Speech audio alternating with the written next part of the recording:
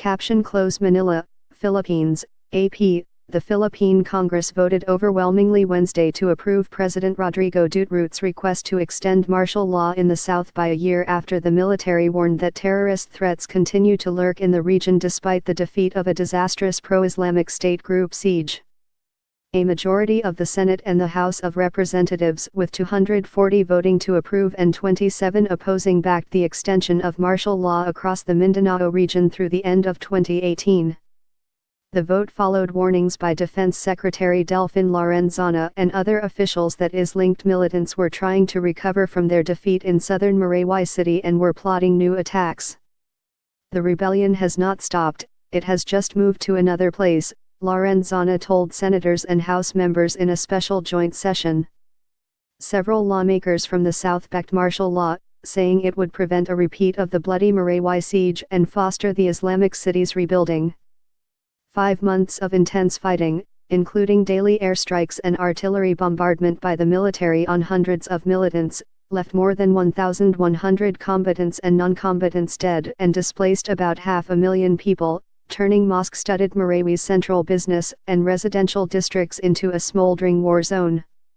Lorenzana said it would take at least 3 years to rebuild Marayway, a bastion of Islamic faith in the predominantly Roman Catholic Philippines. Opponents argued that extending martial law in the South is unconstitutional because it's an extreme measure that can only be imposed when actual rebellions against the government exist.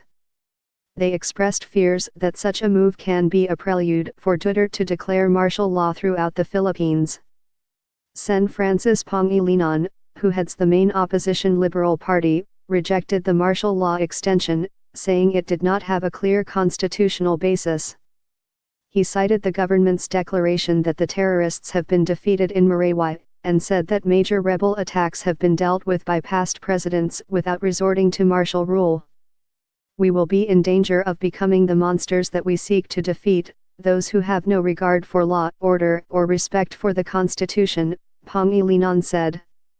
Opposition Rep. Tom Villarin said the remaining threats posed by Muslim militants in the South could be addressed by law enforcers without martial law, and added that scheduled local elections in the South could be endangered by Duterte's declaration.